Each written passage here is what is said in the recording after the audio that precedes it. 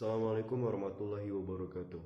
Perkenalkan, nama saya Bobi Sabda Hadi dari kelas Muamalah G, NPM 18210300467. Di sini saya akan memenuhi tugas hukum investasi.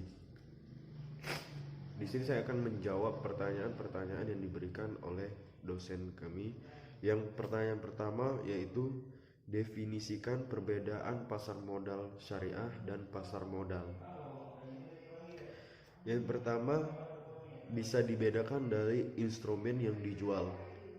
Pada investasi pasar modal konvensional, instrumen yang dijual adalah saham, obligasi, reksa, dan opsi right dan war. Sedangkan pasar investasi pasar modal syariah, saham, obligasi, dan reksa dana yang dijual merupakan instrumen yang telah sesuai hukum syariah. Dengan adanya saham syariah, obligasi syariah, dan reksadana syariah, Anda yang mengutamakan kehalalan dan transaksi dan aset yang dimiliki tidak perlu susah-susah mencari dan memilih sendiri. Selain itu, produktif investasi syariah saat ini juga sudah bisa ditemukan dengan mudah. Yang kedua, bisa dibedakan dengan emiten penjualan saham. Dalam pasar modal konvensional, emiten maupun bisa melakukan penjualan saham di pasar modal tanpa memperhatikan status halal atau haram. Transaksi dan instrumen transaksi yang dilakukan juga memiliki bunga dan kemungkinan terjadi transaksi yang spekulatif, manipulatif juga sangat terbuka. Jadi intinya perbedaan dua pasar modal tersebut, yang pasar modal syariah itu dia mengutamakan halalnya.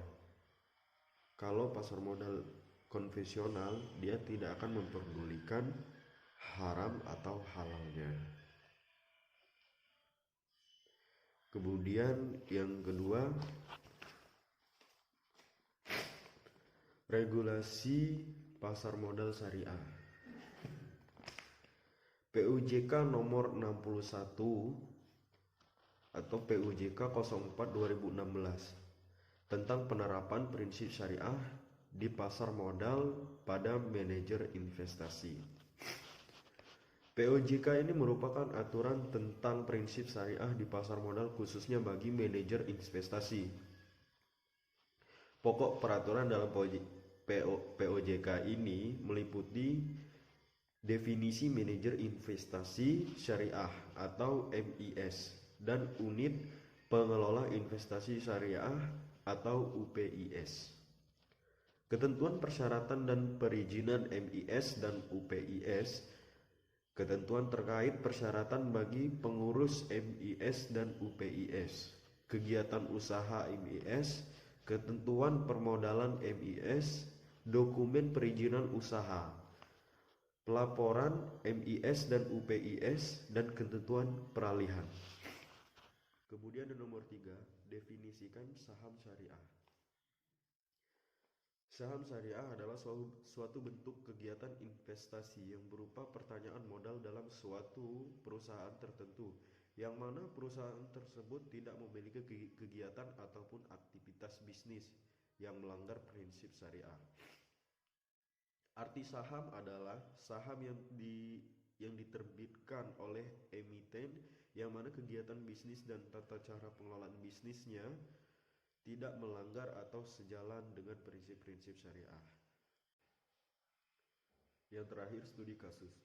Apakah perusahaan saham tersebut termasuk saham syariah? PT XYZ tidak termasuk ke dalam saham syariah karena kegiatan usahanya bertentangan dengan prinsip syariah.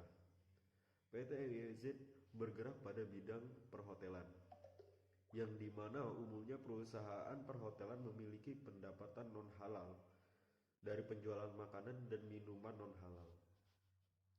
Rasio total hutang berbasis bunga lebih besar daripada aset karena total aset tidak lebih dari 45%. Rasio pendapatan bunga tidak lebih dari 10% dibanding dengan total usaha lain. Sekian dari saya, lebih dan kurang kurangnya saya mohon maaf. Saya akhiri, wabillahi taufiq wal hidayah. Wassalamualaikum